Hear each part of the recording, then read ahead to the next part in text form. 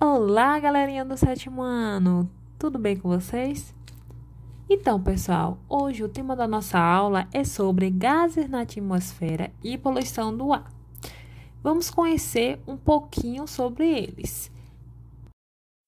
Então, pessoal, falando um pouquinho, sobre o ar atmosférico, que é uma camada de ar acima da Terra, ele é composto por uma mistura de vários gases. E os principais gases presentes nesse ar é o nitrogênio, que tem a maior abundância, É composto de 78% desses gases no ar atmosférico. Depois vem o oxigênio, que é 21%, e outros gases, E também o vapor d'água, que está aí presente a 1% na nossa camada atmosférica. Cada componente desse no ar tem diferentes propriedades e vamos estudar sobre elas a seguir. O primeiro componente que iremos estudar, pessoal, é o gás oxigênio. Esse gás presente na atmosfera é muito importante para a sobrevivência dos seres vivos, inclusive as plantas, porque nós utilizamos ela para respirarmos. Então, o gás oxigênio se torna importante, pois sem ele não haveria vida aqui na Terra. E a produção desse gás se deve a um processo denominado fotossíntese, que é um processo utilizado pelas plantas para obter seu próprio alimento. E com isso, elas produzem o gás oxigênio. Esse processo, primeiramente, as plantas utilizam do gás carbônico liberado no ambiente, elas captam esse gás carbônico e o processo que ocorre nas plantas libera oxigênio, certo? E essa quantidade de gás que fica presente na atmosfera, ele assegura a sobrevivência dos seres, que necessita para respirar. Além de servir para respirarmos, o gás oxigênio também é usado para combustão. E o que seria combustão pró? É um processo, uma reação química que ocorre para a liberação de calor e luz, certo? E como é que foi descoberto isso? Através de um cientista chamado Antoine Lavoisier. E aí, no seu experimento, ele verificou que se emborcarmos um copo sobre a vela acesa, a chama se apaga. Ou seja, a vela se apaga porque o oxigênio dentro do copo foi gasto durante a queima da vela. Então, ele percebeu que o oxigênio é necessário para a queima da vela. Aliás, é necessário para a queima de outros materiais também, Que o processo de queima que é chamado de combustão, certo? E necessita desse oxigênio para que ocorra essa queima. O gás nitrogênio é outro gás presente na atmosfera e ele é muito abundante, constituindo de 78% de gás na atmosfera. Mas ele não é o gás que utilizamos para respirar, certo? Eu quero deixar claro isso, Ele é essencial, mas não respiramos esse gás. Não utilizamos, pessoal, o nitrogênio para respirarmos, mas para muitas outras coisas, ele é bastante útil, principalmente na formação de proteínas, que é um componente do nosso organismo, certo? Ele tem a sua formação através dos nitrogênios. Além dos animais, as plantas também utilizam do nitrogênio para se desenvolverem, tá bom, pessoal? Então, ela é muito importante para nós e para as plantas. Além disso, utilizamos do nitrogênio para diversas situações do nosso dia a dia. tais como calibragem de pneu, a fabricação de explosivos, certo? Utilizamos também como fertilizantes, né?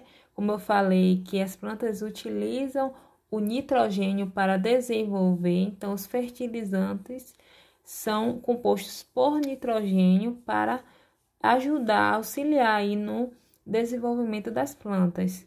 Outro gás presente na atmosfera é o gás carbônico, certo?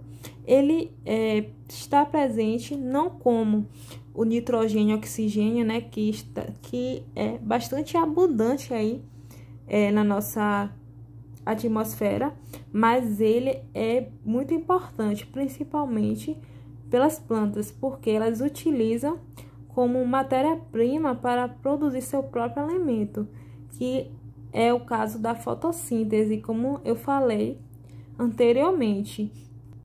E é um gás que está muito presente no nosso dia a dia. Um exemplo é quando vocês abrem um refrigerante e percebem a presença de bolhas, não é isso? Ali é um gás carbônico, certo? Então, tanto refrigerante como água com gás, água tônica, tem em sua composição o gás carbônico. Esse gás também ele é expelido pelo escapamento de carros, certo? Pela queima aí da gasolina, do álcool, certo? Onde tem a produção aí do gás carbônico. Também por esses escapamentos podem sair outros tipos de gases, certo? Não só o gás carbônico, a gente vai ver mais para frente. E também, né, as plantas utilizam do gás carbônico que está presente no ar, né, para a produção da fotossíntese, né, que aí tem como produto o oxigênio. Então, pessoal, quando alguns gases estão presentes de forma abundante na atmosfera, ocorre um processo chamado de poluição. Essa poluição, eles causam um grande impacto ambiental e, além disso, ele causa alguns problemas na saúde humana. De que maneira ocorre? Através das indústrias, escapamentos de carros, né, a queima de combustíveis intensifica a concentração desses gases queimados também. Então, esses gases, eles se concentram no nosso ar de forma a intensificar o efeito estufa, que já é um efeito natural, mas com a grande presença desses gases, ele vai intensificando esse efeito e aí aumentando a temperatura da Terra. Com isso, ocorrendo o chamado aquecimento global, né, que é muito terrível aí para o meio ambiente, pois causa algumas mudanças. E alguns gases poluentes, podemos citar o monóxido de carbono.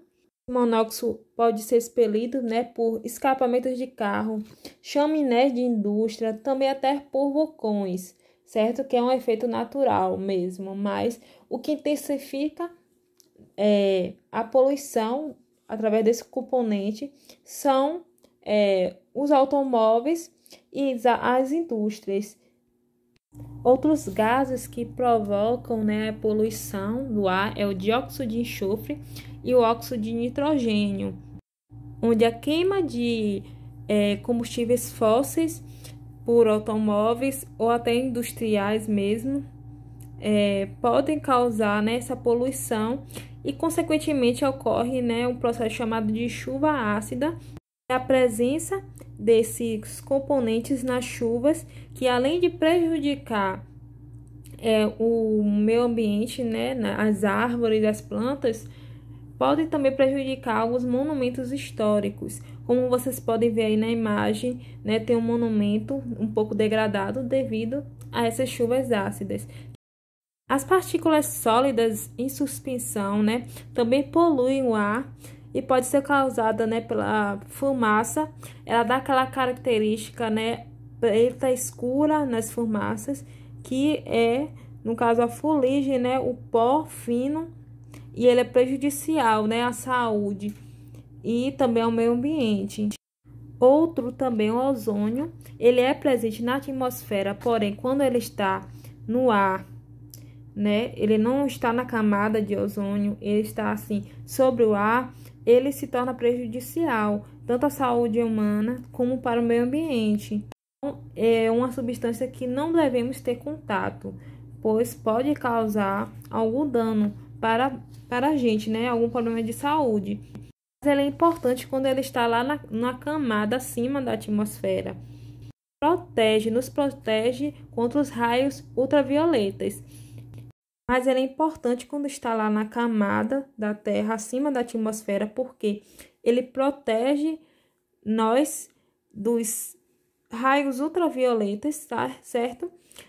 Porém, quando existem atividades industriais e também desodorantes que possuem o CFCs, que é o clorofluorcarbonos, podem desfazer essa camada e aí aumenta o aquecimento, né? Então, ele acaba que dá brecha para os raios ultravioletas entrarem dentro da Terra e aquecer o nosso planeta.